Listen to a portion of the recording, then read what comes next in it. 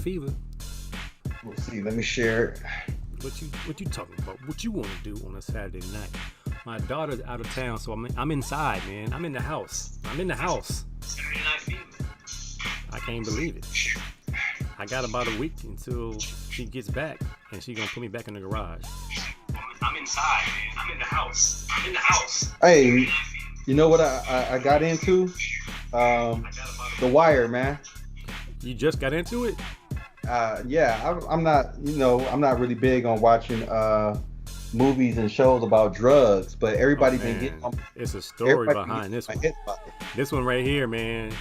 It only had one slow season as they were trying to set up certain things as far as the background of all the crime that's in the neighborhoods. But then when they got back to the stories and then how it all goes full circle, man, you're gonna really love it, man. I mean, love it to a point where it's well written, but you're still gonna be upset and angry about the systemic pieces put in place for us to stay where we are in society, no matter what city you're from.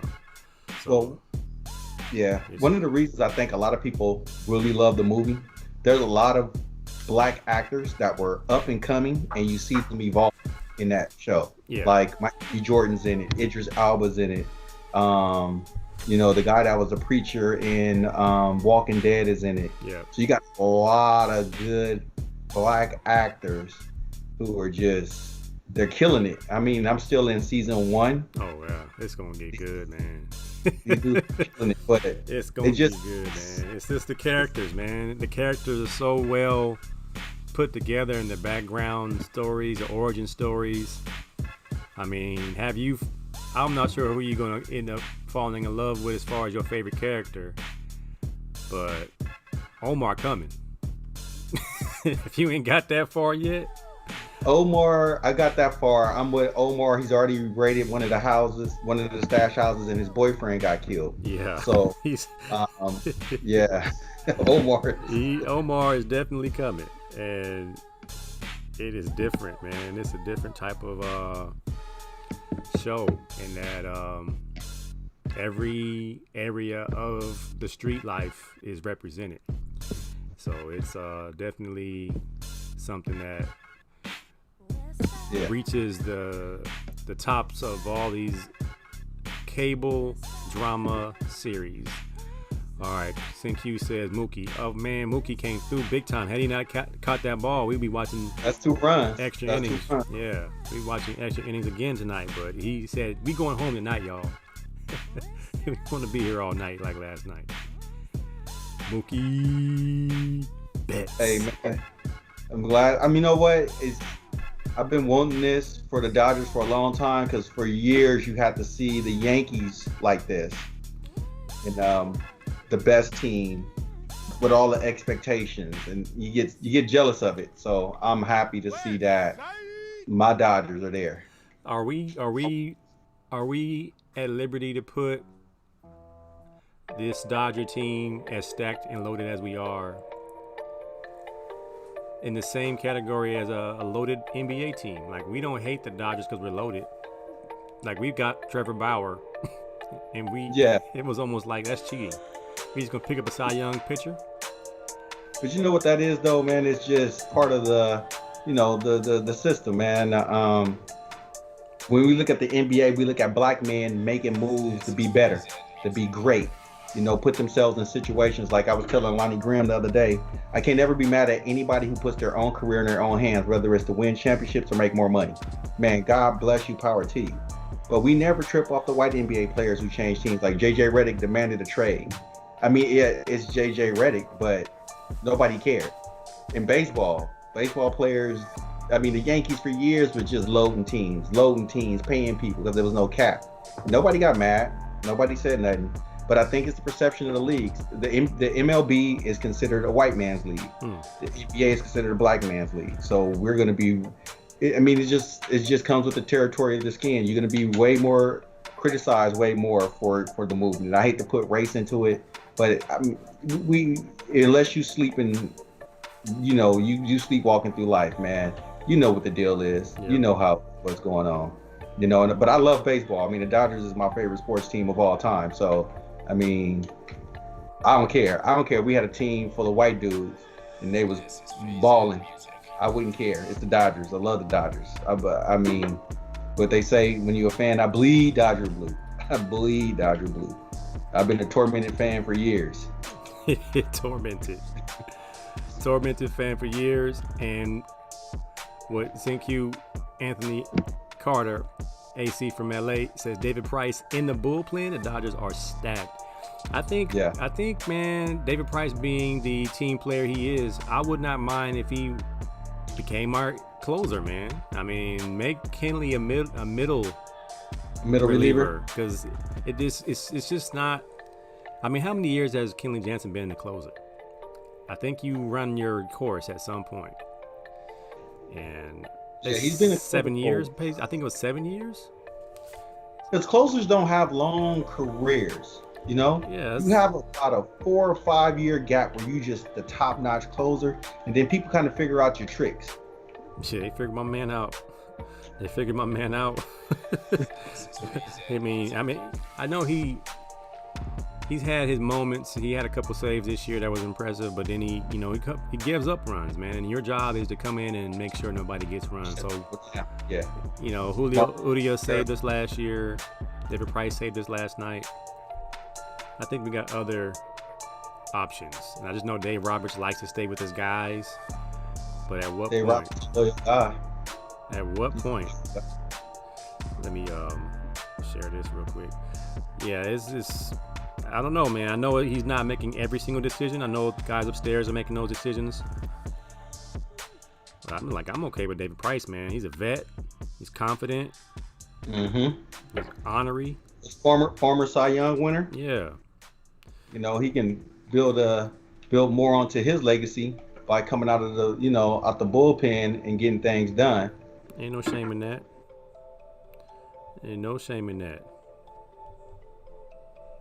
Let me put this one post up. All right, here we go. All right, man. WNBA draft is in the books. Let's take a look at them. Let me pull them up on the screen because I lost my little. I got a WNBA tracker. Let's put it on the screen. All right, so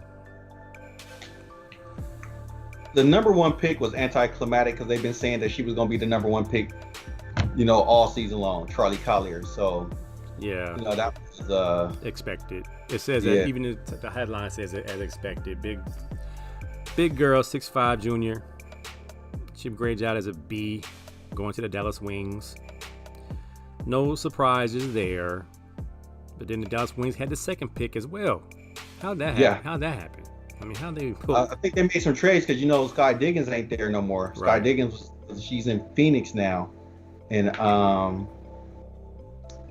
so I think what they did is that they they traded picks. They trying to make things better for themselves. I guess they wasn't having success, and they get some picks for it. Which, I mean, that's what you should do. You should will and deal. Might as well start young. Fresh legs. I'm gonna keep saying it, man. They need to start publicizing and making these young ladies household names. Like, for a while we knew at least 10 WNBA stars. We could name them off. Searle Swoops, Tina Thompson, and you can name them all. Cooper and Tarazi and Maya Moore. All these. Hostclaw and all these names were like household names. A lot of these young ladies don't have that marketed stamp just yet. I mean, what's the young lady's name that's on the Sparks now? Tia. Tia Cooper. Yeah, because her little Instagram, we all know who she is. She likes to dance. She's really cute. So they can market these young girls. Well, that's what Indiana did. Yeah. And they picked up the girl from West Virginia, I'm not sure how you say her name. Yeah, because they already got guards. Yeah. They're a guard-heavy team, but why not bring the cute girl with all the Instagram followers, put her on the team? She can play, she can hoop. She gonna sell tickets. She'll be like how she had the Sky Diggins effect. Yeah. Little Winks performing with your jersey on, which is gonna bring more attention to the game. I mean, Notre Dame women's basketball became world famous because of that. Right. Why not? It's not sexist, it's business. That's how I see it. But then again, you're gonna find the guys that's gonna be, oh, I love the Indiana Fever. Hey man, that's Oh my God. that's that's our male chauvinist pig selves. We like what we like, man, and as sexist as it may sound, and we're not against, we're not for, we acknowledge and respect the LGBTQ community, and we know they are dominant in the WNBA. Yeah. But if they want to gain casual male fans, you kind of have to play into what we like to see. And that is kind of rivalry. We like to see storylines, and we like to see occasional eye candy. So, yeah. I think the thing with the WNBA is so much in the shadow of the NBA that people want the same quality basketball, and it's not going to be it. When we're talking about male professional basketball, we're talking some of the best athletes in the world. I'm not saying that the women basketball players aren't some of the best athletes in the world. You're not going to get dunks. You're not going to get, the post. Like we just went crazy over the kid from Charlotte, who just gave it to the dude from to Capella. right. Chest to chest in the air. You're never going to see that in the WNBA. Our WNBA highlights aren't the step back three, the half court three, somebody going wild for 50, 60 points in a game. We don't see that. And I think the WNBA has to it's a more technical game. If you're going to teach somebody the game, you would want them to see the women's game. It's way more fundamental. But we don't like fundamentals most of the time. We like to see excitement. We want highlights. And that's what has built the brand of ESPN, the highlight, the Sports Center highlight. Yeah. And your boy Ben Simmons don't even let people watch Sports Center in his house. He says not fundamentally sound. You're gonna get a wrong viewpoint of what the game is actually about. You're only gonna see highlights. I made a business out of highlights. My production company, I lived off highlights for about, I would say, 7 to 8 years, just creating highlights for student athletes. I only want to see the plays. I only want to see you making plays. I don't want to see you missing plays, taking plays off, loafing. Everybody wants to see what you can do at a high level. We saw Steph Curry hit 11 threes a night. Can a young lady do that? I think so. And that's why you can see Ari McDonald, or Ari. I'm sorry, Ari. She made sure everybody knew how to spell her name in her draft promo. Ari McDonald. She can hit that step back, side step three. She got game. Yeah. Mike Stafford brings a great point though, man. Oh, Mike Reed, my bad. Mike Reed says, what up? Question is, do they really want to market them? Or are they worried they'll want more money? I think so. I think that's part of the reason they don't want to pay the women. But I've been to Sparks games, Laker games, because the Lakers have such a huge following. Laker games are always sold out. The Sparks Arena, maybe 20. No, not even 20. No. They may have 10, 12. 10 to 12. No, they're not filling that arena up like that. There's lots of empty seats, and they're just, in reality, man. I hate to say this, a lot of people don't appreciate the women's game, and then, like you said, with the LGBTQ community, that's the lesbian women play a big role in the fandom of it. You get a girl like Candace Wiggins who left the WNBA because she said it was just like ridiculous that way. People who see it, who don't see out of the same lens, or they're not comfortable with that same lens of having that in the game. When Jason Collins came out being gay in the NBA, a lot of people didn't react good to it. Some people just didn't care. But if I think it would be a big problem if, for fans, not for the purists who just want to see the game. Say if 80% of the NBA was gay, it would be a problem. I'm not saying that it's 80% of the WNBA would be is lesbian, but people, they don't want to see certain things in sports. Like, they don't want to see politics. They don't want to see things like that. But at the end of the day, people are people. I want people to live their truth, live their lives right. But, people will, because of certain things, will stray away from the game. I mean, Colin Kaepernick taking a knee forced a lot of people not to watch the game, including myself.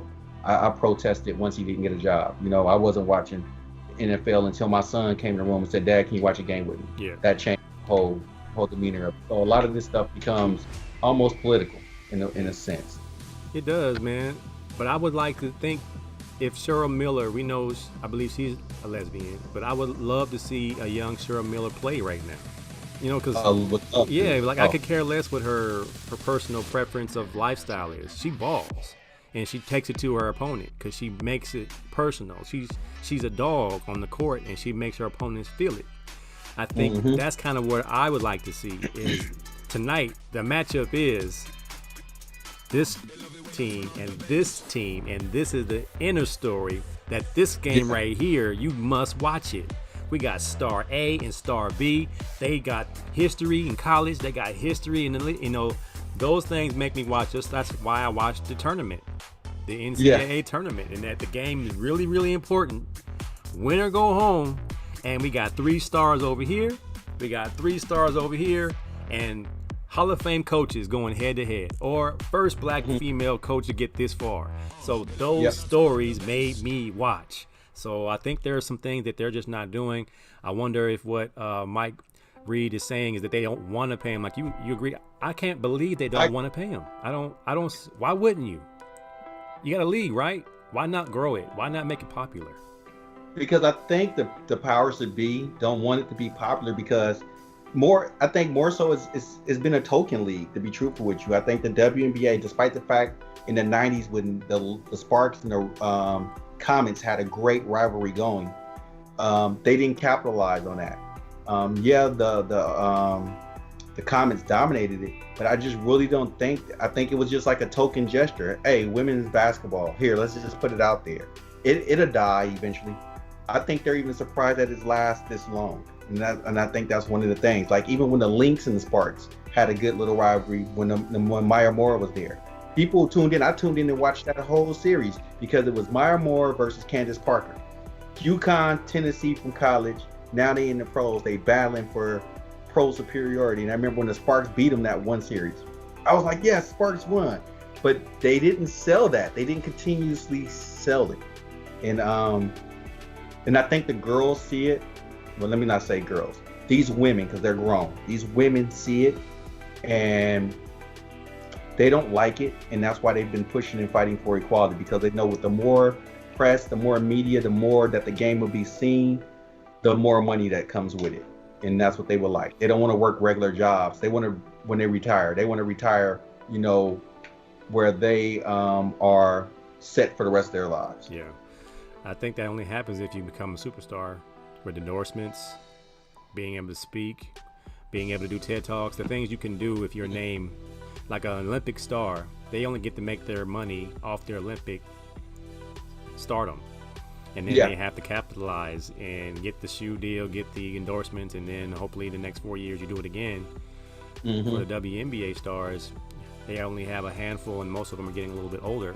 They have to create a whole new one. Like, I'm a huge Chiney Ebumike fan. She's gorgeous. I mean, she's like my woman crush. Every morning I watch Sports Talk. And just her smile and everything. I know she's taller than me. She actually works out at my son's training facility. So I'm going to get me a selfie with her one day. But how does she see this show? Oh man, she I mean, I just like, she's just so gorgeous to me. And but she's tall, so it kind of like be awkward, but she's a household name, and she's good at what she does. She's a baller, and she speaks well, and she's everything you want in a broadcaster, former player. But it's hard to create stars, and some personalities don't equate to that. But I think if you somehow or another, like NBA, everybody's not good behind the mic, but they are able to make Jason Tatum, who's terrible behind the mic, his commercial, him and Draymond Green's commercial gotta be the worst commercial on TV. They're so robotic. I mean, he's like, I got bacon. My Subway sandwich. I was like, oh my goodness. But he's a star because they marketed him to be this futuristic. He's the next gun. Yeah, but it's just like, well, it ain't because his personality is great. He's very straightforward and to the point, quick answers. He's not Draymond in the press conference. But they found a way to market this kid. So I think there's It just takes some creativity and want to. Let's go to the homies. Rex says, WNBA got super clean basics, but yeah, not visually entertaining for a sustained period of time. 48 minutes. Lacks highlights. After tasting the NBA, it's hard to look at their game with the same eyes. So you get bored when the NBA just chucks up threes. Great point. Well, yeah. Steph Curry was jacking up threes. I was like, all right, what else he can do? He shot one from the logo, and I was like, that's too far. That's too far. Elaine in the house. She says part of the problem, and she played women's basketball, so she knows firsthand, part of the problem with the WNBA is you have a lot of women that don't support it. So when women don't support their own league, is this where we at? I think part of the reason why the women don't support their own league, they don't see future husbands in WNBA players.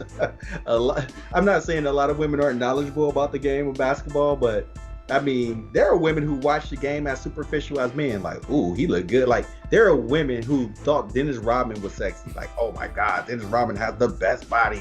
Things like that. And they will watch the game to see these bodies and see these men and things like that. That's what they're seeing. When they see the WNBA, they're not seeing that. Yeah. They're not seeing my future husband, or that's I hate to say it for the gold diggers, that's money bags, because they know they can get lucky and meet one of them dudes in the club, get a baby, hit the gold mine. So a lot of it is it's just not a great culture that surrounds the WNBA as far as their product being sold and not enough women supporting. And I just think I really think it gets taken for granted. I mean, personally, I'd rather watch women's NCAA basketball because of what you said, the storyline, the players, the great coaches. I don't watch the WNBA because they don't have that. It seems like they don't even want that, you know. Miss Max said that's why she watched the combine. Miss Max said she watched the combine for the booties. She want to see the muscles and the Oh yeah, I have to live that truth in my house. my wife comes and sit next to me and starts pointing out to me who's ugly and who needs to be on the radio, who needs to be on TV. I'm like, I'm not trying to hear you right now. Oh man, Rex says the money is the ability to get casual fans to watch. It's money. Yeah, it really is. Groupies are for the NBA. If women made more money, brothers will be attacking the same way to get that bag. But that's easy money. I mean, hey, I think so too. Tina Thompson used to hang around UCLA trying to get work. I'm sure guys was shooting their shot because she had them humongous soup coolers. She would put the ice age on your soup and she blew on it. He was like, I once had hot soup. I forgot somebody on our team was gonna spit. Somebody was gonna try to holler at her. It's like, that's Tina Thompson. Oh man, I might go try to shoot my shot. I know that's Walden Ford's cousin. Yeah. Well, he always said that was his cousin. I forgot who it was. Somebody on our team. I don't know, was it Ian Badejo? It was somebody on our team that was like, there's Tina Thompson. All right, hold my drink. I'm gonna go shoot my shot. I'm gonna go shoot my shot. I know Lisa Leslie used to date one of the counselors up in Campbell Hall. I remember that, seeing her up there all the time. I even, despite the fact she was a Trojan, I went up to her and I said, hey, I think you're a absolutely great basketball player. I love watching you play, especially when you were in college at USC. Pretty much keep up the good work. Right. You got to me, but I don't think that hits. I think it hits a little bit different. If I would have went up to, Chris Webber, because I seen Chris Webber walking on UCLA campus once. I was like, I'm gonna approach him and say, "What's up?" I'm big. And I was like, nah, I'm not gonna say that to Chris Webber. It's gonna seem like I'm some male groupie or something like that. But I think it just hits a little bit different. I think guys are too afraid to be groupies of female athletes, and females are a little bit cautious of being groupies of female athletes because they don't want to get that stigma, the LGBTQ stigma, like, oh, this girl must think that I like her. They don't want to be put in a bad situation, Well, what kind of so will the Fever catch flack? Because you hear, all right, I got it on the screen. The CBS Sports Line critique of the pick. I'm going to say her name is Chrissy. I'm not messing her name up. Chrissy Grandisic. Kasiri Grandisic. Wow, this is the first major surprise of the night. Most mocks had Grindr's going in the third round. Yep. And she jumps all the way up to the lottery. She's a good 3-point shooter and has some playmaking skills, and it seems like in the right situation she could be a good role player. But going at number 4, will they catch flack for getting her for eye candy to sell tickets? Or to sell sponsorships and commercials? Yeah, I think they will. I mean, they'll catch some flack for it if she doesn't perform. But I've seen her play. She has Skylar Diggins type game. You know what I'm saying? And she's probably a better shooter than Skylar Diggins. From what I've seen, I watched West Virginia women's basketball a couple of times, and I follow her on Instagram, so I've seen her put her highlights on there and stuff like that. She actually has some good games. She's not an Ari McDonald. We can chop that up. But it's a surprise to me because you had Dana Evans of Louisville, who they were really blowing up big. She's not an ugly girl. She's dark skinned, not an ugly girl, but she ended up going second round. You'd have thought that a girl like Dana Evans, who was considered one of the top players in the nation, would have been that fourth pick. But I mean, you know how it is. It's depending on what you want. What is it that you want? What is it you can market? I mean, somebody drafted Tebow. You know what I'm saying? We all seen Tebow in college wasn't a pro type quarterback, but when he got drafted, he became it was a big thing. So sometimes take that spotlight with with probably not having great success, but you want that spotlight. Give me some Tebow jerseys and some commercials, and we back in the mix. UCLA forward, and she had a great draft scene with her mom and grandma dancing in the back. Yes, she did. How do you say her name? Michaela? Michaela Onyenwere. Onyenwere? Mm-hmm. Onyenwere. The Liberty Take. Onyenwere of UCLA. She's strong, athletic. She's a wing who plays extremely hard and can guard multiple positions. They gave her a grade out of a B. Go Bruins. 6 foot. I thought she was taller than that. I thought she was taller than that too. She plays taller than that. When you seen her play, man, she has good post moves. She got a nice little face-up game, and she's pretty athletic. So she should be able to. I mean, the Liberty need her. They're gonna have her and what's the girl from Oregon? They're gonna have them together. So that should be a good 1-2 punch for them. The walking triple-double chick from Oregon. Yeah, I forgot her name too. And the Sparks. Inescu. Yeah, Inescu. I know we're destroying names. Y'all, please forgive us. This is what errors and omissions are for. You come back where I was wrong, where I was right. I've been destroying names. I've been destroying names since I've been a teacher. I destroy kids' names all year. Oh, you get a nickname. If I can't pronounce your name in the classroom, you get a nickname. Your nickname is Boy. Get on here, boy. Even if I know your name, you might. I got a young lady in my class right now. Her name's Aaliyah. I don't call her Aaliyah. I call her 1 in a million. Because of the song, Aaliyah's song. You're 1 in a million. She answers to it too. Come here, 1 in a million. 1 in a million, get over here. Everybody needs a nickname. And everybody knows her by that too now. 1 in a million. I know she I like nicknames. It makes it personable. It makes us feel like we got something going. Like, I know you. They all call me Coach. And I gave them a quick nickname. But then when the coach come around, the superintendent, and then we go back to last names. I call them Mr. or Miss, their last name, just to keep it a little professional. The Sparks, which we are kind of near and dear to our hearts, Jasmine Walker, Alabama, 6'3" forward, traded their first pick in next year's draft to move up to get Jasmine Walker. The Wings pick, they got the Wings pick. So you figure that somebody's going to really be the person that they really wanted. And it's Walker. Best floor spacing, big in this class. She can really shoot the ball and will be a good fit on this Sparks team. Is she there to replace Candace Parker? Yeah, that's what it is. That's probably what it was. Yeah. I hate that Candace Parker's gone, but she got to go home and play at the hometown, and I get that. The Sparks also got Stephanie Watts out of North Carolina at number 10. And she's another one that's a little bit out of nowhere, especially with some of the point guards that they have on the board. She's already 24 years old, so that makes her a lot more mature. Yeah. All right, man. So they got to make these girls household names, man. They got to. Otherwise, They gotta hire us. AC, we'll make them household names. All right, man. I'll make them.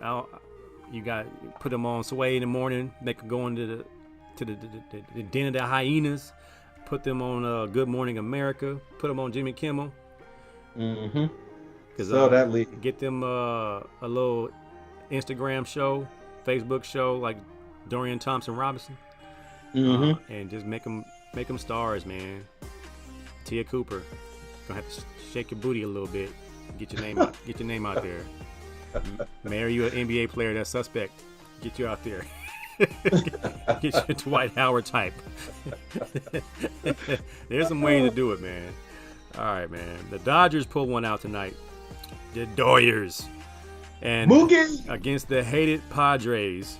Let's see, what's the... I wouldn't say the Padres are hated because we can whoop the Padres whenever, but... It's supposed to be the rivalry. They're up and coming. It's supposed to be the rivalry. 2-0. Last night was an extra inning. Was it 11-6? Tonight, 2-0. Dodgers are now 13-2. Is that best record in baseball? Yep. Yeah. So I'm just going to let that be. As we continue to look for a closer, it's still Kenley Jansen for now. But as we're seeing a couple other guys coming out the bullpen, so I think they're going to slowly but surely use it by committee. Yeah. Bullpen by committee. Kershaw gets the win tonight. Shutout. Not too shabby. We just keep an eye on baseball for now. It's too early. They got about 1,000 games. About 1,000. Elaine said, "Kudos for us giving the women's their press." Oh man, you deserve it. Oh, you late, Elaine. We done gave our top 10. We done. Well, that was kind of sexist. We kind of went there and wanted to say who our favorite. It's getting their names out there, man. But it came down to Cheryl Miller. We know, and Cheryl Miller, she'll punch you in the chest. So we know that's not. She ain't the most feminine woman in the world, but she's my favorite basketball player next to Sky Diggs. She's awesome, man. Amazing woman. Yeah. All right. So we got next, man. We got a truncated show last night, man. I had to film high school football game, last game of the season, man. I have never been that close to I have been, but I haven't been that close to families in a while of football game. I forgot how real it is up there. It's real up there. I forgot how real our people can get during the game. Oh. And I'm not even going to say what team it was. I'm not going to say what, but it gets real. And the mamas, oh my God, the mamas don't play. The mamas are the worst. The mamas don't play. The mamas are the worst. The dads be up in there like this. Oh my. When the mamas be. Goodness. I was at the game today, scouting out a kid. End up running to about a couple of more other kids that I think that could help our program out. But them mamas, boy. Woo, woo, woo. Ooh. I mean, one play, one of the young men got disqualified and ejected because he hit the player as he was down and he gave himself up on a fumble, but he was already down because in high school football, you're down when your knees are down. Yeah. And he was down, he picked the ball up and he kind of like, in disgust of himself, kind of threw his head back and couldn't believe it. And the kid from the other team, the team that I was filming for, just kept coming and smacked him in the mouth and knocked him out. And they ejected the kid. It was a bang play. I think I talked to you about it in the chat. And I was like, I probably wouldn't have ejected him. I would have gave him a 15-yard on sportsmanlike, but it was a bang. And it was shame on the refs for not blowing the whistle, and shame on that player for not protecting himself. But of course, the aggressor, being the kid of our melanin, was the one that was thrown out the game, and them parents went nuts. And I have the footage because I actually pressed review last play on my camera because I wanted to see myself, was it something he could have prevented? And I'm thinking he could have easily not hit him as hard because the kid was already down, the kid already gave up, and the play was still kind of going on, and it gave him a little bit of extra English on that elbow. And I was like, yeah, because everybody was saying what they thought they saw, and I'm watching it as they're saying what they saw, and it's funny because parents are so one-sided. They're so homer. Just hearing them talk about the teams that didn't want to play because we so good, the teams that were ducking us and all this other stuff. And I was kind of like, boy, parents are tough. And I talked to the head coach afterwards. He's like, that's why I don't talk to parents. I don't talk to no parents because parents are unrealistic. One parent got nerve to get mad because his son got injured on a trick play. So he goes to the field like he gonna attack the coach for calling the play but got his son hurt.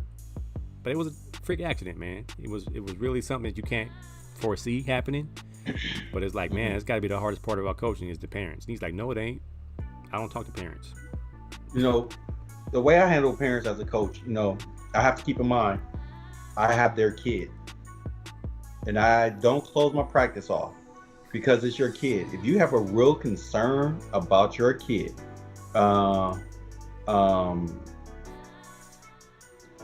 you need to address me. It's not time to wait. It's not time to talk about it because I want to get you straight to understand certain things. And I'll give them a dose of reality, but I'm not going to just shut the parents out because at the end of the day, I wouldn't, as a parent, want the coach to shut me out from my kid and from his performance and stuff on the field. So I try to give that same courtesy, you know. But then sometimes, you know, AC, as a coach, you are that kid's parent. You know what I'm saying? Mm-hmm. you are their parent. You know, their parent is not available. You actually have to talk to yourself about how I'm gonna do this kid. Parent counselor, social media advisor, everything, man. You'll get 10 carries a day, brother, because I don't want you to get hurt. All right. Oh man, there's no way, man. So yeah, Mike Reed said he went to the St. Bernard Dominguez game and he had to change sides. Got that? Is that why Coach Douglas resigned?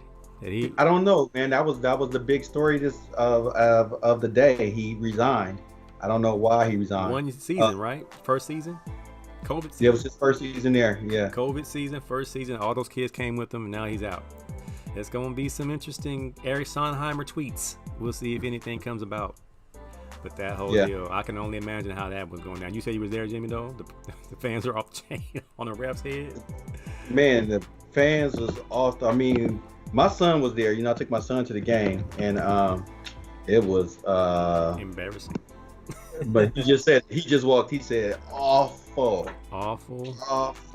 He just said it. It was awful. I mean, those parents were off the chain. I mean, he's been around cussing because he's a McElroy. He knows there's foul language. Yeah, it ain't that. It's just inappropriateness of it. Not with this sentence structure. No. Oh man. I mean, it was so bad where I was.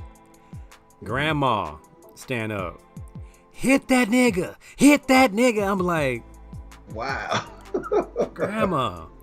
And I was like, Granny, if you don't sit down, I said, we all out here in the suburbs, and you going. I'm like, oh my God. Then they started smoking weed, and I was just like, oh God, Lord help our people.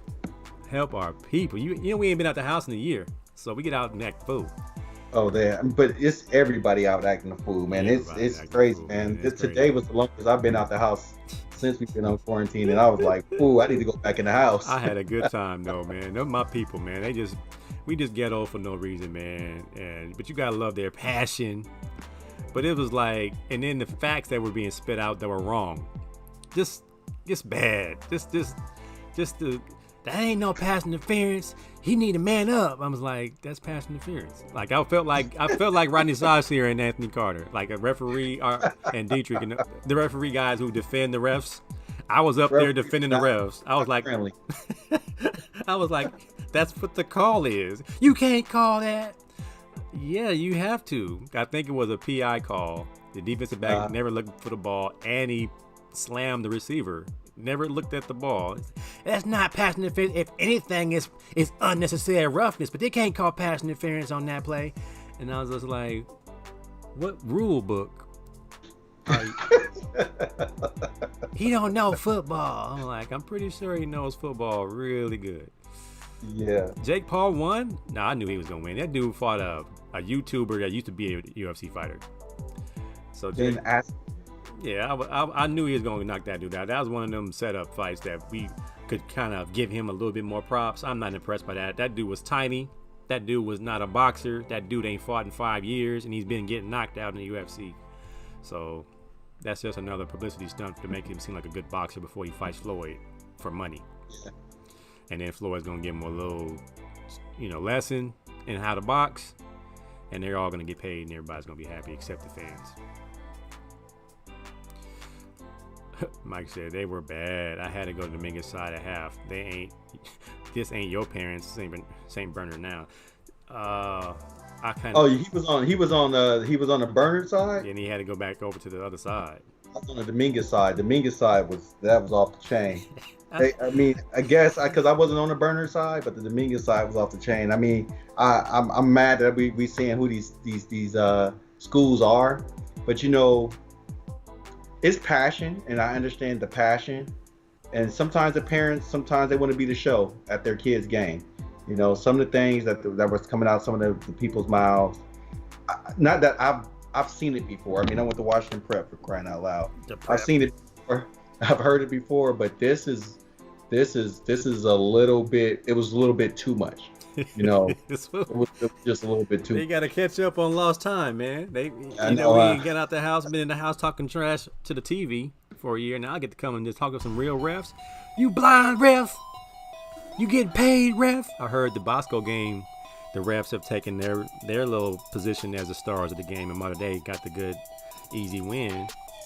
Mm-hmm. A lot of calls. My buddies, Derek Ayers and them guys are at the game. I don't know if you're at the game, but I know when Courtney Simpson's son is playing, Andrew Simpson, and early on it was going to be a good one. Now I believe it's 34-17, so it's pretty much a wrap. But that first game is just the setup for the championship game, so you know how that works. But they're not having a championship game this year, so that first game always just kind of they're filling them out, understanding your strategy, because those two schools play for each other.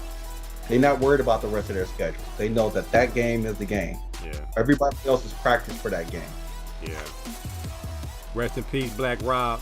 Mike Staff reminds you guys of Jimmy's background. If you don't remember Black Rob, his namesake song, Whoa. Whoa. If you see somebody illin', whoa. You see the refs, whoa. The refs are like, whoa. His death out of nowhere. I mean, I saw him in the hospital looking pretty bad, so it's not a surprise, but him dying this early is a whoa. But still classic cut. I don't can't be much older than 50. I'm not sure how old was he, Mike. Yeah, that's have to play his song at some point. That song right there was a little bit off. Yeah, Elaine said parents can be obnoxious.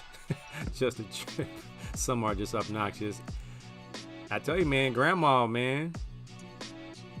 Terrible. That's why I'm in the press box at our games. I don't know how. Some people like the stress of going hard at referees and coaches. Like, I like just to go to the game and enjoy it. Mm-hmm.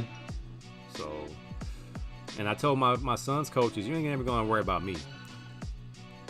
I'm not here to have an aneurysm. I'm here to enjoy the game as long as it's not. Like, when I first got to my son's game yesterday, they were playing against Compton, and I was making sure my son, you play against Compton, you got to play a little bit tougher, because the kid's a little tougher. And the first thing I saw him do was get a rebound and the kid go over his back and slam him on the ground. And I'm like, all right, son, get up with your fist balled up, because it's that type of game.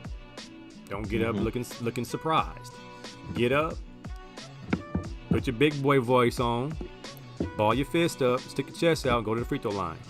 Ref didn't call the foul, get even madder, and next time you get the rebound, let them feel your shoulders. Let them feel your, it's just, you hope your son and your players understand that you're not going to get a lot of help from refs all the time. And why am I going to get bent out of shape and scream at refs all the time? If you're the favorites, though, because even in the game that I saw today, the favorites got some breaks, big time breaks. They had a kid run off the sideline because he thought it was a fight. The ref just kind of looked at him, and coach brought him back to the sideline. He gave him a break. That kid should automatically be ejected. Now, I'm not always one for just ejecting a kid, but, you're going to get a break. My wife, she only yells at me at a game, and my wife does only yell at me at games when I'm coaching. I can only imagine Miss Mac at the game. She tells me what plays to run. One time she told me, don't throw the ball no more. Quit running the ball up the middle. It don't work. That's my wife's main one. Y'all keep running that draw play on third and long. Everybody knows y'all doing a draw play on third and long. It don't work every game. Every time. Elaine, I wouldn't say I'd be on the refs. I believe that we all have biases in our lives, and I mean I know about the ref, especially when it comes to football. There's a lot of things I'm just gonna let go because I know it's just how the game goes. And if I see a blatant hold, yeah, I would throw a flag. But if the dude barely grabbed the dude or something like that, or incidental contact on pass interference, it would have to be egregious for me to call. But it will be both ways. I've seen refs where they'll throw a flag on one team for doing something, then the other team would do the same thing and they wouldn't throw nothing. And I'm just like, that's not cool. Yeah. So that's when I get on the refs, because I'm like, at the end of the day, man, you're repping people's children, and some of these kids already got a bad shake in life. Don't make this another bad shake in their lives. Yeah, I know I would be too chill. I'll be like Rodney Saucy. Rodney be chilling at the game. I can tell, but I know Anthony Carter get a little bent out of shape. He get real real rigid. But Rodney don't never change his personality. It always stays the same. I haven't seen Anthony ref a game in a long time. I wonder if he's changed a little bit. I would have been like, the AAU refs are hilarious. When my son played summer ball this year, they were just like, blow the whistle, face don't change, get down the court, blow the whistle, run the clock. They were just chill, man. They like, I don't get paid enough to be out here stressing out. Yeah. Mike said, being that Alex is light skinned with light eyes, he's gonna have to come at these cats harder. Those kids are gonna try him, and he gotta show him he ain't no chump. That's the sad reality, Mike. But Alex is so aloof, he don't realize that he needs to be scared of ghetto kids. He plays better. He actually had a double-double. He was the biggest, strongest kid on the court. He just had that one play where the kid slammed him on his back. And he got mad, and he played a little harder. But you're right. You always have to prove. Like, I used to have my best games against Compton because they would call me pretty boy. They'd be like, we gonna do this to you. We gonna do that to you. And I'm like, all right, I'm about to get 3 touchdowns today. And none of y'all guard me. And I would get penalties for talking trash after I'm making a play. And I'm like, this is the one game where you got to come out your shell and not let these cats intimidate you. I mean, we played Compton one time, and the first play of the game, they cut us all. They cut our knees. Like, their whole team, and they were on defense. They cut us, like they hit us in the knee. And the coach was like, protect yourselves. They got nothing to lose. And I was like, how dirty is that? And the rest that's dirty. And we beat them cats like 65-0 after that, because it was just like, y'all want to play like that? We was gonna give you a break and play the JV dudes, but now you ask for it, man. So yeah, Mike, he does have to play a different brand of ball versus kids from the hood. I was one of those people, man, that as long as you just play, you wouldn't raise my level. But once you start talking to me or you start trying to get a little extra, now you just raise my level, because I'm in the game just to take care of my business, get the game over with. But once you start yapping or you do something like cheap shot me, we're done. You just raised my level now. Now I'm about to go hard. My focus is about to get super. I'm about to get super focused now. Now it's time to dominate you. Now I'm trying to go out there and get you. I mean, that's what always made it good when we played against SC. SC would always come in running their mouths. You'd be like, yep, they just got my focus going. It's time to play now. Time to really get it going. But yeah, it's crazy, man, how sports work. But the parents got to take some chill pills, and we gotta do better, because they gonna understand, man. There's kids and stuff in those stands that's watching and hearing, and you're just showing those kids that what's not the right way to do things. Yeah. Elaine said, honestly, some refs need to be hollered at. All right, my son's game on Wednesday. They had this brother. He might have been the most cantankerous old brother ever. He should not be a ref. He was Uncle Ruckus was out there telling kids to tuck their jerseys in more than they were already tucked in. Like, my son always has his jersey tucked in. My son's like a robot. He's very particular about his socks, everything perfect. He has his karate bandana on. He can't wear the dangling part. He has to tuck it in. And it came loose one time, and they stopped the game. to tuck that in, and then told him to tuck his jersey in tighter. And then the little guys like to roll their jerseys up and tuck their jerseys in because the shorts are too long. Well, my man stopped the game at least 5 times for shirts and jerseys and tucking. Wow. I mean, it was like unreal. And then he was saying kids ain't checking in properly. They need to come check in at the middle of the table so I can see them. He was like, but your ref homeboy said it. They could come in the game. If they don't come to the middle of the table, they can't come in. So get out the game. And then the other ref was like, no, it's not that serious. This is, let's just get the game going. He's like, no, they need to check in and then come in when I say come in. And I was like, oh, here we go. And it was like no fans because there was no parents allowed at this game. It was the very first game. Mm-hmm. I was like, this dude right here is on one. He just wanted to make sure everybody knew he was in charge. So I was like, if you're lucky I'm filming, I would have been in there screaming. There you go, Rod. Hey, Rod, your ears must be itching. Talking about how chill you are and how turned up AC from LA is. How great of a ref you are, Rod. You the last one. You and Elaine are the last chill refs. Where you actually tell a guy, hey man, next time I'm not traveling. You that good cop. You not the cop that comes up screaming to my window. And pepper spray me. There's AC. AC from LA like, hey, I'm gonna give you a ticket on the first try. I'm not gonna give you no warning. You've been speeding. I'm gonna give you this ticket. Now you're gonna learn. You're gonna learn today on this one. I'm just gonna do my job. AC, bad cop all day. Team bad cop. I don't play. Man, how you a bad cop when you was in house party, bro? Come on, man. When the cops raided the party, man. Still mad he didn't have no lines. You gonna be a bad cop, bro? Come on, AC. Because his lines got cut from the movie, so he's still pissed about that.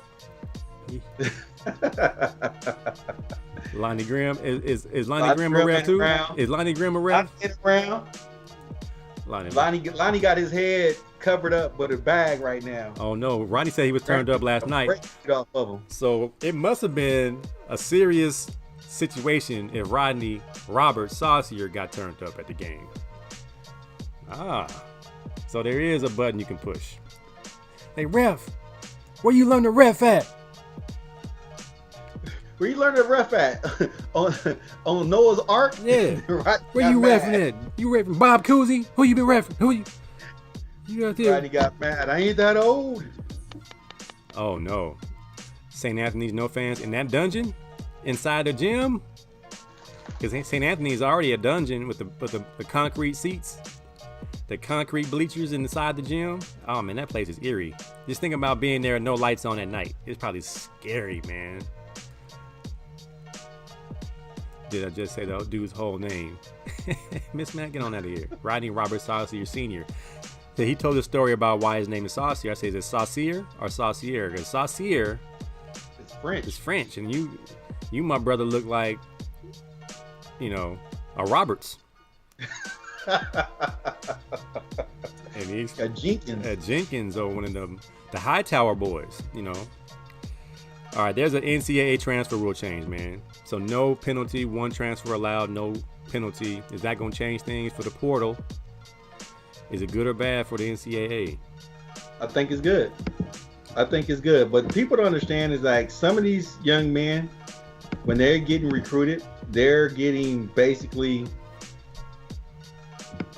sweetened up, man, for the kill. Some coaches don't want you. They just don't want to play against you. Some coaches want you trying to put a square peg in a round hole. They know that you don't fit what they do, but they're going to try to do it anyway. So when you go there, you're supposed to sit there and, be out of place. We always have to understand that these young men, not only are they going to these universities to help these universities out, they're there to help themselves out. Who wants to go somewhere for 5 years and don't play? You know what I'm saying? I want to transfer. I'm never mad at these young men for wanting to leave, but now it gives them more ease. I think we're going to see a lot more transfers.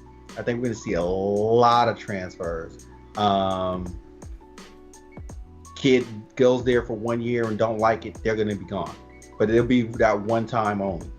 They'll probably have to sit out after that, but for sure. But they can get it. Look at Justin Fields. Justin Fields left Georgia after they made it to the NCAA, the national championship. He was starting at Ohio State like the next year. So They find ways around it. I just think they're gonna like, we don't want people breaking rules, so why as well just open up the transfer. I mean, they did that in high school, so you know, it happens. Yeah. Oh man, it's crazy. Another kid from Kentucky is now going to Texas for basketball. The kid from Rutgers is coming to UCLA. But that's a grad transfer. I love the grad transfer abilities. I like that. I would have loved to have been a grad transfer. If you could transfer as a grad transfer and postpone going to the league, where would you have played? I would have went to the Ivy League so I could have ripped it up. Dominate them nerds. You got locked up. You got locked up by a really, really smart, a guy who's figured out angles. The hypotenuse of a post route. He'd been there waiting on you. You'd have got locked up. Straight Ivy League, man. I'd have played at Columbia, so I've not been out. Nah, you'd have been talking trash like, who went to Columbia? The big dude on Speak for Yourself. Oh, man, what's that dude's name? He's been selling out lately. He's blowing it up lately too. Yeah, he raced Keyshawn in a race. What was his name? Man, I can't think of his name right now. My concussions is kicking in. So one-time transfer legislation adopted. Players, coaches, teams will navigate uncertain waters. You should go. You end up where you probably should have went in the first place. You know, a lot of guys are chasing waterfalls, especially in basketball, going to Kentucky, thinking they're going to be the next one and done. Marcellus Wiley, there you guys go. Marcellus Wiley. He said my team. Yeah, so one of them Ivy League dudes would have put in the Pythagorean theorem on me and had me all hemmed up somewhere. Like, oh man, he got me. I would have went to FAMU. I would have went to an HBCU and got the experience in 1 year. Right now, I went to an HBCU. I'd have lost my mind. I would have been at HBCU. Now, only if I was a single man. If I was a single man, I probably would have went to HBCU and pledged something. I might have pledged Q. I'd have been a late bloomer. Really late bloomer. Yeah, Marcellus Wiley is a coon. Yeah, he is. I stopped watching that show. Hey, who said that? Mike Staff said Marcellus Wiley is a coon. I mean, that dude, he went with Max Kellerman. He tap dancing. Oh, man, I stopped watching that dude. I was like, wait a minute, what? Nah, bro. He kept making excuses for Kaepernick and why he wouldn't support the protest. And I was kind of like just sideways remarks about, you know, and how certain people can't talk about being black because they're not black. They're not from the hood. They're not, you know. It was almost to the point where because he's light-skinned or mixed, he can't talk about the black experience. And I was kind of like, how can you dictate what somebody experienced? Marcellus Wiley is that guy who's kind of hypocritical, right? You grew up in Compton, but you went to school in Santa Monica to a private school. What's it, St. Monica's? You went to St. Monica. So come on, dude. If you all super hood, why you didn't go to Centennial? Why didn't you go to Compton? At least go to Dominguez. But you didn't do none of that, though. You left the hood to go get a better situation. So I think a guy like Colin Kaepernick, who at least taking a knee and protesting, has a little bit more to say to you, because when it came to supporting your hood, your community, you left. You could have went to one of the Compton schools, but no, you decided, all right, shoot, go to Verb. Verb is at least a private school in the middle of the hood. Yeah, everybody goes to college. He said, Mike, he eats ketchup on his tacos. Oh. That's a definite revoke of an invitation to the barbecue. You put ketchup on your tacos at the barbecue, grandma will kick you out. Oh. You be like, where the ketchup at? She'll be like, baby, what you putting that ketchup on? My tacos. Craig, escort this fool up out my barbecue. He got nerve to put ketchup on his tacos. I don't know who raised you. Mike Reed said, come on, Anthony Carter. I know you don't eat no ketchup on your tacos, does bro. Some serious tap dancing, then invoking Compton all day. What Ice Cube say? Yelling Compton, but you moved to Riverside. Yelling Compton, but you moved to Riverside. Yeah, I can't watch Speak for Yourself. They were on there tap dancing. Hello, my honey. Hello, my darling. Ketchup is great on tacos. What kind of tacos are you eating? Hamburger tacos? With cheese, lettuce, tomato. This dude was a whole clown. Used to talk about his fine wife breath stinking on the air. What? Dang. Wow. I would. Oh man, that's. I don't know how to even respond to that. James Mack said that's definitely the East Side thing. Ketchup on your taco. But AC from LA ain't no East Side duty. Lived across the street from Bret Hart. Yeah, but now he drives. But now he drives a Tesla. Now he drives a Tesla and he flex all the time because he was at House Party 2 and House Party 1 with his eyebrows arched and a ducktail and a rayon shirt and some Jabot jeans on, singing "Tender Love" in the background. And she's a fine physician at that. Yeah, I'm good on Marcellus Wiley, man. I met him a couple times. He's a cool brother in person. But if you can get your coon on like that, I gotta keep the distance, man. Yeah. Keep a distance. He said AC. What's that picture of? A foul? House Party is my favorite movie. It's up there. And seeing Q was in the movie. He's just not doing anything. He's just over there. He's one of them dudes in the movie. We need a light skin. He's standing by the speaker. We need a light skin brother right here. All right, yeah, you with the eyebrows. Come over here. Come stand right here. You still get paid. Don't worry about it. Ketchup on your tacos is a crime, especially from Compton. Nothing but Mexicans to help you out with that. Now, I do know my homeboy from Compton, Louis. We play golf. He made the best salsa. When we play golf, he'd bring some salsa from home. His wife would make the salsa. And I'd be like, man, it's some good salsa. What's your secret? He said, ketchup. I was like, oh. What? I said, what do you mean? He said, fresh tomatoes, cilantro, onions, everything is fresh. But a little bit of ketchup to kind of make it sweet. And I was like, I guess that's okay. It's a little bit of ketchup. I said, I get it. He said, that's the key. A little bit of ketchup. It ain't really authentic Mexican salsa, but it's never bad. It's always good, even if the tomatoes aren't sweet, because sometimes tomatoes can be tart. And I was like, hey, proof is in the pudding, man. Yeah, it's banging. I guess so. But I'm not trying to put no ketchup on my taco. Coming to America is my favorite. Well, that and Shaka Zulu. That's a real strange spectrum of movies. It's a weird strange, but they stay in Africa though. Coming to America and Shaka Zulu is still in Africa. So yeah, which way is up? Yep. Which way is up in 5 Heartbeats? Those are 2 bangers. 5 Heartbeats has one of the best movie soundtracks ever. Oh, you can play that soundtrack. It goes. You can play it no matter where, and it goes hard. I love that soundtrack. Ketchup is a game changer. I don't really like ketchup. I don't put ketchup on my French fries. If I eat a Whopper, I'll have ketchup on it. Low budget but I'm salsa. not looking to put ketchup on stuff. Ketchup is a low budget salsa. Now, I do put ketchup when I make meatloaf. I do put ketchup in my meat mix. When I'm doing I do my garlic, I do my onions, I grill them with the butter, and then I add that to my meat, and I season my meat, and I cheat. I put the ketchup in the mix before I bake the meat, and that makes the meat even sweeter. So I do know ketchup can be a cheat, just like brown sugar can be a cheat. You put brown sugar in your spaghetti, kids will eat it all up. Kids will eat all your spaghetti if there's some brown sugar in there.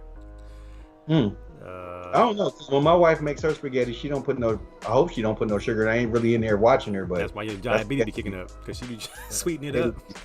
He be in there. My sugar levels is really high. What did we eat? It's the pasta, baby. It's the pasta. It's the carbs. It's the carbs. Yeah. All right. Richard Pryor. Oh, y'all going hard. Loving basketball. Dolomite. Miss Mac said no sugar.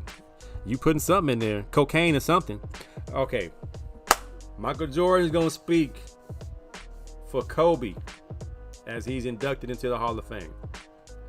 I'm interested to see how that goes. I'm gonna hear a couple of one-liners from Michael Jordan. So my question to you, Jimmy Mack, who would introduce you into the Hall of Fame? First, this is what I'm expecting out of Michael Jordan when he introduced Kobe. He's going to talk about himself for a little bit. He's going to talk about Kobe. Learning from me. Learning from him a little bit. And then he's going to give some praise to Kobe, and I'll be about it. But who would I have introduce me if I got to the Hall of Fame? It will most definitely be my dad. Because I know my dad will get up there. Yeah, he will say everything that I probably want to say. He's gonna tell some great stories with some great jokes. It'll be 10 minutes of people laughing and crying in their seats. And then he's gonna call me out. I'm gonna say thank you. And that's gonna be the end of it, because he's gonna say everything that I probably wanted to say anyway. Because it's my dad, and I can't never go after him after he speaks. I will have to go before him, because he's gonna close it out. So yeah, it would be my dad. Michael Jordan gonna cry. Michael Jordan gonna cry again, and so will I, says Mike Stab. I still have his homegoing recorded. Michael Jordan crying meme update 2021. Here it comes. I don't know if Michael Jordan's gonna cry as hard as he did at his own Hall of Fame induction. I expect him to say how Kobe asked a bunch of questions, and I was willing to talk to him because I saw his passion. But I do believe he's going to make it about their relationship. That would only be appropriate. If I made it to a Hall of Fame in anything, who would speak for me? Do you get to pick who speaks for you if you're still alive? Yeah, you get to pick who brings you out. Who would I have bring me out? Man, I probably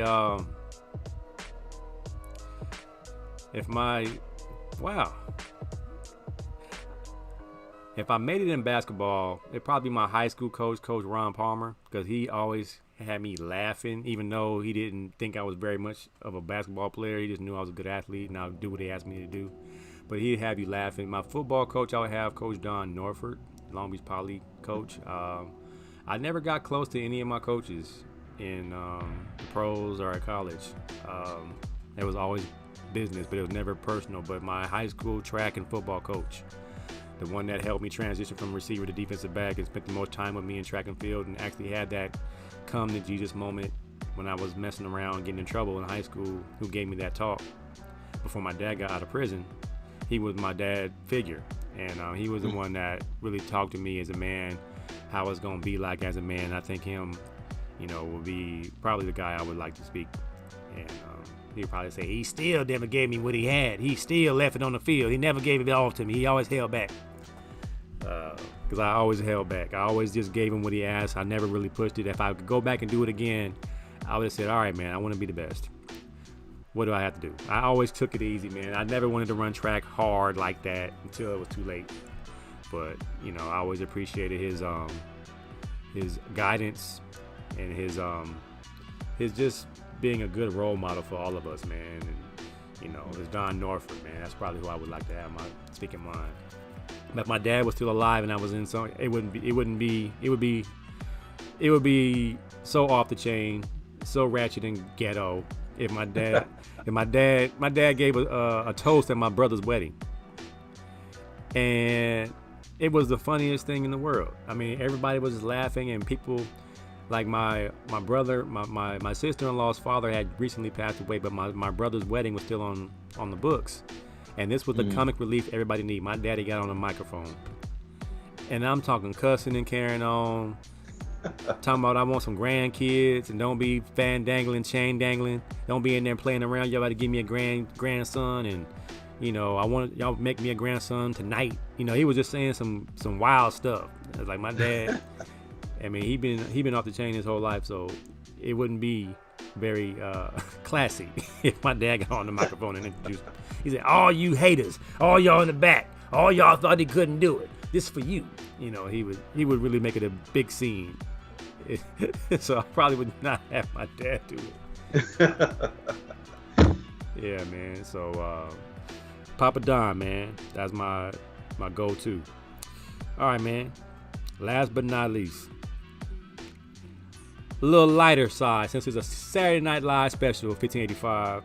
What's the game plan, Coach? All right, this is for everybody on the line. We got 10 folks still hanging with us. It's 1986, or however old you was, 10, 12 years old.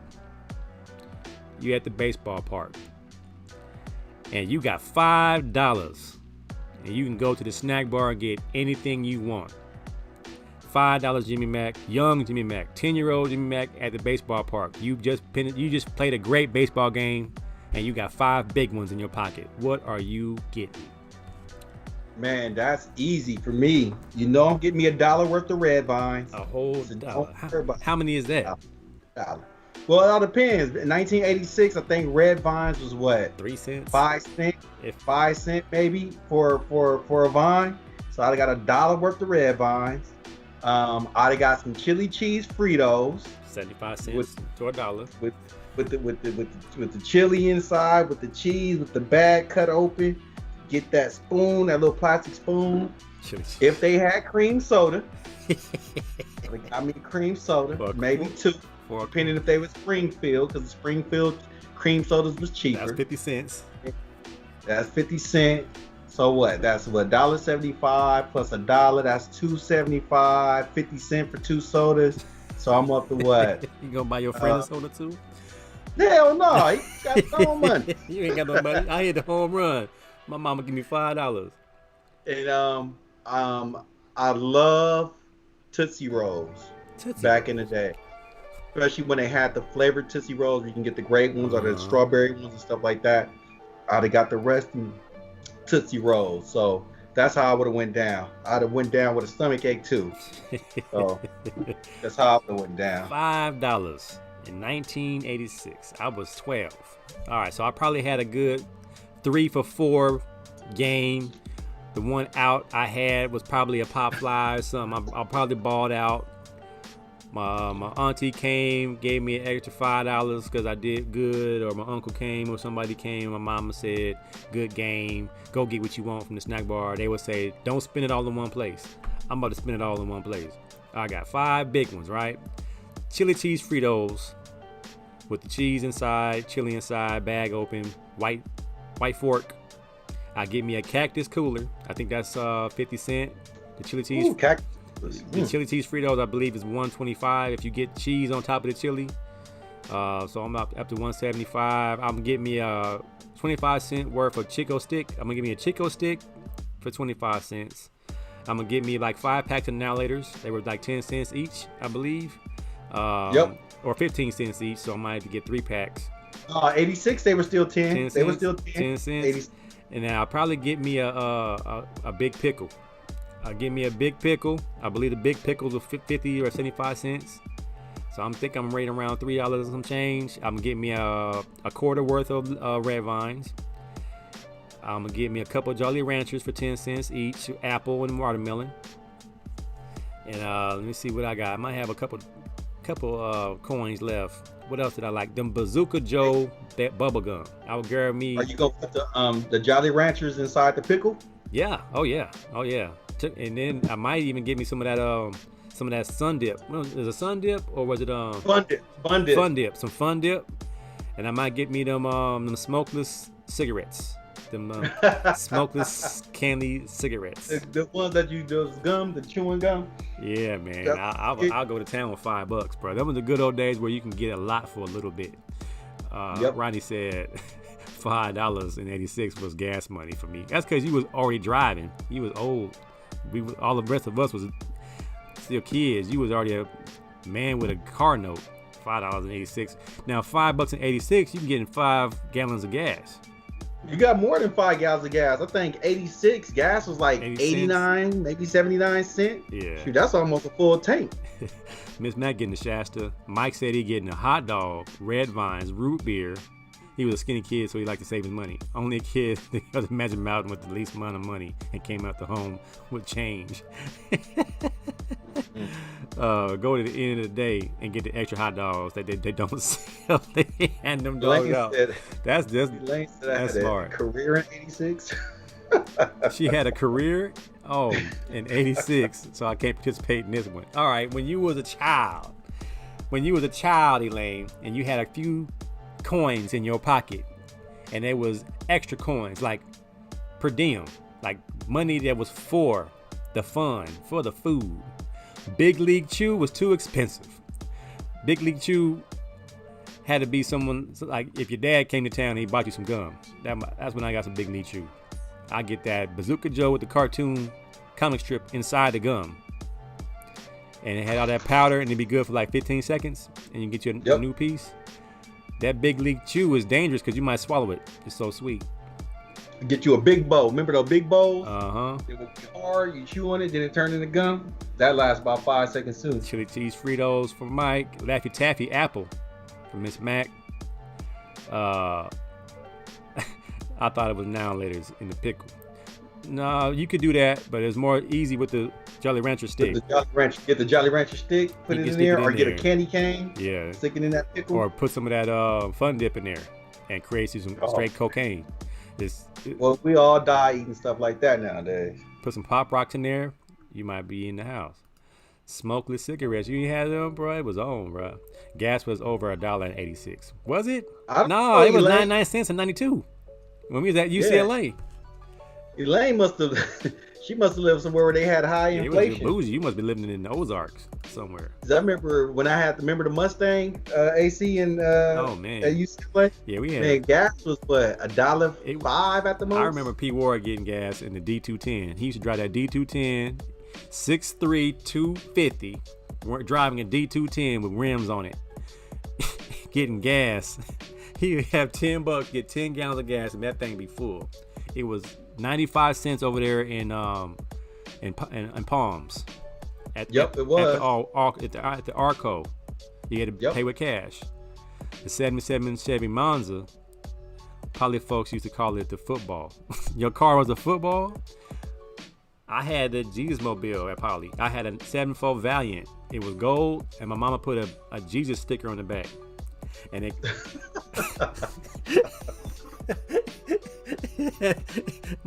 it was a gold 74 Valiant. It looked like a 6.4 cut in half, and I had them hubcaps on it. I had an AM radio in it, and my mom slapped that sticker on the back for protection, she said. Hey, I feel you, Mom. I feel you, Mom. That's the same car I got pulled over when I first met my wife and got held at gunpoint. So I was like, this Jesus sticker ain't working. Gas was 96 cents in the 90s. She said Kool-Aid in the pickle. Barbecue. Okay, she said barbecue Lay's, Snicker bar, a pickle, and Dr. Pepper, and a hot dog. Rodney said Elaine was making money. She probably putting Supreme at Mobile. Everybody was at Arco, man. Arco was a cheap gas. Arco had water in it. That's why it was cheaper. Yeah. Arco had that gas that would be gone in a day. Like, man, what's wrong? Arco paid you to get gas. Arco be like, come get gas, $5. She'll get gas. We give Elaine you $5. From Oakland, so it's a little different up there. Oaktown's kicking it. The fish sticker. No, not a fish sticker. It said Jesus inside the fish. So it was a TBN sticker. She had a TBN sticker from watching TBN. And Benny Hinn knocking dudes down with the holy jacket. Fish sticker. Nah, it said Jesus on the back. And we know the story about that. You are still alive, so the sticker worked. This is true. That cop could have shot me, but he didn't. Filling up at Arco for more than $1. Which Arco were you going to? The real original Arco? That ain't Arco gas was cheap. All right, man. That's about it, bro. What you got? Final words? Final words.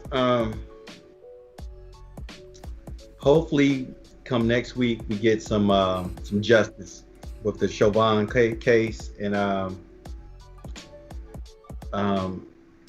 it's crazy because to get my mind off of that case and stuff like that, I was telling AC earlier, I've been watching The Wire, and it just, art mimics life, and life mimics the arts, and we're seeing our country just crazy, man. We've had 40 something mass shootings since we reopened, or been reopening since the New Year turn.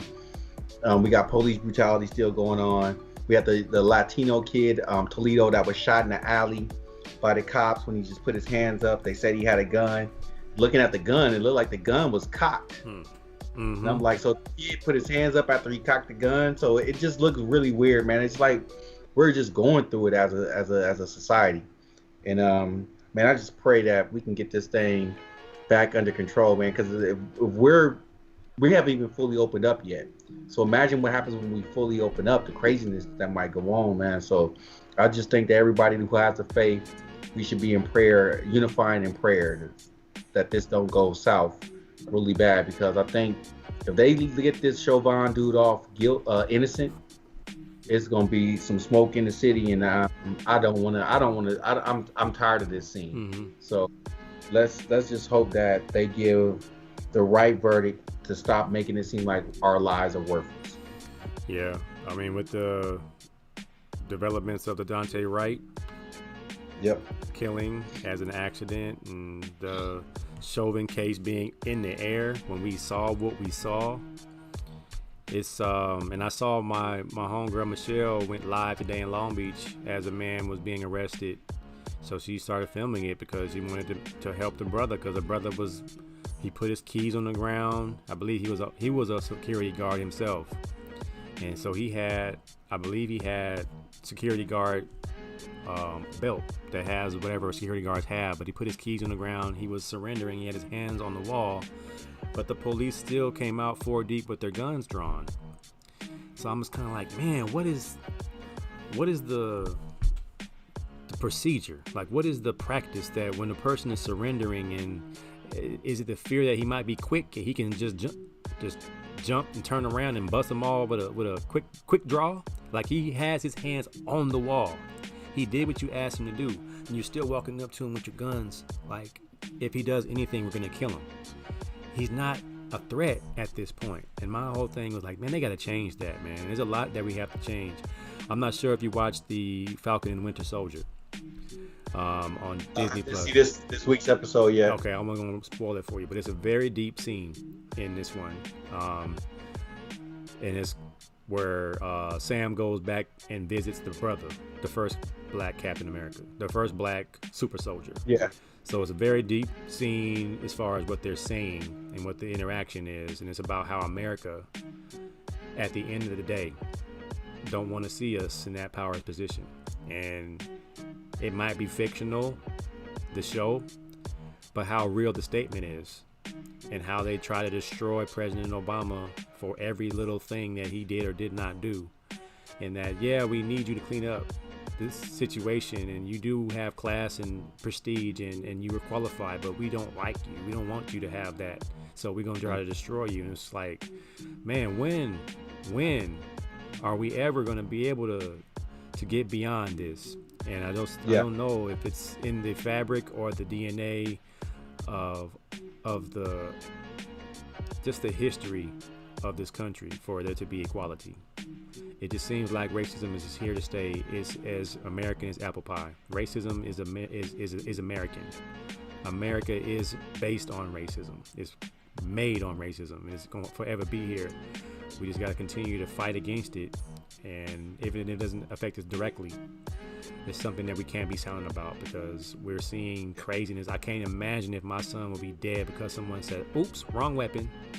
I just cannot understand how that is a mistake of a 26-year veteran on the force. Yeah. And why are you so nervous in your 26th year? And why can't you just let someone run away? You're still going to catch them. There's no need to kill them. You got their license plate. There's no need to kill them. So I think this goes back to, I think what Mike Stafford said earlier, it's not about reform in that case. It's about how these people were trained. They're trained to fear. They're trained to kill. They're not being trained to protect and serve. So it's a lot that needs to happen, and we have to continue to be vocal. I know our white friends get tired of us playing the race card, but it ain't playing no more. It's the card that is in your face. This is the card. It's the card. Derek Chauvin would not be on trial if he was black. He would be at the bottom of the jail, and there wouldn't even be no question had the tides have been turned. Had he been a black man and he killed a white man like that. So we know what it is. Continue to be vocal. Continue to speak your mind. Continue to write your Congress people. Continue to call down to the city council or whatever you need to go to these town hall meetings. Make your voices heard. We're gonna have to keep making noise. And until the guy that sweat the black dude on the street walking down the street, the army guy? He was a serviceman, and he sweat the black kid from walking down the street. And then black people showed up at his house to give him a piece of their mind, 100 and some odd deep. So that kind of, activity needs to happen. Peaceful protest, but uncomfortable protest. Continue to make noise, man. Until we get some act right, that's what has to happen, I believe. That's what I believe, man. Policing has to change, says Elaine. It's sad.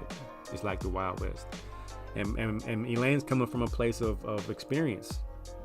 Mm-hmm. She knows. She's a professional in that, and she knows it. But these guys are silenced by their own departments, man. They're silenced by their own precincts. Can't speak up, can't do the right thing because that's not what we do. Can't clean up the infection from the outside. The infection is inside. And that's the problem. They don't want to get different. They don't want to be, they want to continue as is. It's not the training or fear. We know what it's the bias that they come into the job with already. Yeah. These people already have biases, and now they have a job of power. And now you get a position of power, and they just use it through their job. And a get out of jail free card. Literally. Yep.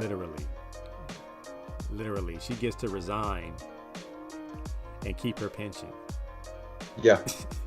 What? They probably told her that too. Yeah. They probably, after she did it, she's like, you're gonna resign, you're gonna keep your pension. Yeah. Resign before you get fired. Yeah. Go ahead and do yourself a favor. We up to, you got your pension, 26 years. This is it. Go on out and go live in Costa Rica somewhere, because it's gonna be rough for a little bit. But black people get over it like we always do. So continue to stay positive, black people, and my woke other friends. Continue to ride with us as we continue to fight this struggle. In the meantime, we're going to continue to give you 1585, a little change up from the norm on a Saturday night. We appreciate y'all hanging out with your fellas. I had to shoot a football game last night, and boy, oh boy, was it real. The game was trash, but the parents, they tickled my soul. They reminded me of everything that's I wouldn't say pure, but everything that's real and authentic about my people. Yeah. It was like watching a movie, a horror flick in the 80s. Don't go in there. Jason in there. Freddy Krueger in there. The unions are the problem. Stay prayed up, most definitely, Elaine. Remember, she was the union president. Yeah, that's crazy. Why is she even there? She was behind the dude. Tase him. Yeah, ooh. The fact that she had her gun out for a while. Talking about taser. It had to be a good 20 seconds of her saying taser. And you can't realize in 20 seconds that you don't have a taser in your hand. That's absolutely crazy. I mean, when you have your gun in front of you, don't you see it? Can't you see if it's like bright yellow? It just doesn't make any sense, man. I truly believe she did not know that she didn't have her taser. But the fact that she didn't know is not an excusable action. She needs to pay the price. This boy's dead. Yeah. And they gonna give him. Things don't get you off. No, like, you make a mistake. That's a life-changing mistake. Yep. Like Roddy said, there's a brawl at the end of the football game that he was at. What did you do? Did you run, Rodney? Did you hang tough? Because refs ain't the most liked people in the football stadium. You gotta take off too, man. Keep your head on the swivel, Rod. You and the AC at these brawls. People ain't been out the house in a year. They gonna do whatever they gotta do to get they rocks off. Oh man. All right, y'all. We gonna holler at y'all next time, bro. Yeah. Peace and blessings. Miss Mac said, who was brawling? Probably you, Miss Mac. You started stuff. You and your cousins. When Jimmy Mac was cheating that one time, you had to bring your cousins out there to beat her up. Ratchet. Didn't run the last play. I'm out. That's how you do it. I don't blame you, Rod. How many security guards we got? 3? First down. I'm out of here. Peace. All right, y'all.